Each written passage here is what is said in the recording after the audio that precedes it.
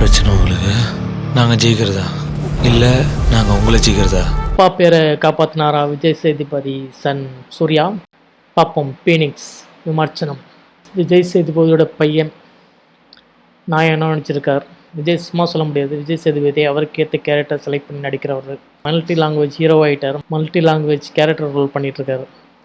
இன்றைக்கி எல்லா top most டைரக்டரும் தேடுற ஒரு ஆக்டர் யாருன்னு பார்த்தீங்கன்னா விஜய் சேதுபதியாக இருக்கார். விஜய் சேதுபதி ஆரம்ப காலகட்டங்களில் பார்த்திங்கன்னா ரொம்ப கஷ்டப்பட்டு தான் எல்லா படங்களும் நடித்து வந்தார். நிறைய விஜய் படத்துலேயே பேக்ரவுண்ட் ஹீரோவாக, பேக்ரவுண்ட் ஆர்டிஸ்ட்டு, கேரக்டர் ஆர்டிஸ்ட்டு அப்படி பண்ணிட்டு வந்தவர் தான் விஜய் சேதுபதி. படிப்படியாக தான் முன்னேற்றம் அடைந்தார். ஹீரோக்கள் பையன்கள்லாம் ஹீரோ ஆகிறது கிடையாது.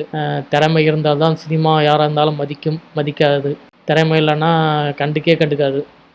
அது 100% எனக்கு தெரியும். பல டைரக்டரோட படங்கள் எடிட்டிங் பண்ணியிருக்கேன். சில டைரக்டர் படங்கள் தான் ரிலீஸ் ஆச்சு, அதுவே சக்ஸஸாக போல் எனக்கு தெரியும். அந்த அனுபவங்கள் இருக்குது. எதுவுமே சினிமான்றது மக்களை சார்ந்தது. மக்களுக்கு பிடித்தால் மட்டும்தான் மக்கள் படம் பார்ப்பாங்க, இதெல்லாம் பார்க்க மாட்டாங்க. ஏதோ சின்ன பையனாச்சு, ஏதாவது தப்போ நடக்கும், சரியாக நடிக்க தெரியாது கூட நினச்சோம். கண்டிப்பாக அதெல்லாம் அடித்து தூக்கிட்டாப்புல. தன் ஏஜை தாண்டி அடிக்கக்கூடாது. அவன் அந்த ஏஜுக்குள்ளே ஒரு பசங்களுக்குள்ளே ஒரு டீம் ரெடி பண்ணி அந்த கேரக்டருக்கு அந்த ஏஜுக்கு என்ன, ஹீரோவுக்கு ஏஜ் என்னவோ அதுக்கு தகுந்த ஒரு ஏஜ் பர்சன்ட்டு மோதுரை மாரி ட்ராவல் பண்ணியிருக்காரு.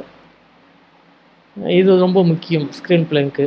ஏன்னா இப்போ ஒரு பெரிய ஆக்டரோட பையன் பெரிய ஆர்டிஸ்ட்டை போய் அடிக்கணும் போகணும் அப்படிலாம் இல்லாமல் கரெக்டான ஒரு ஸ்க்ரீன் பிளே.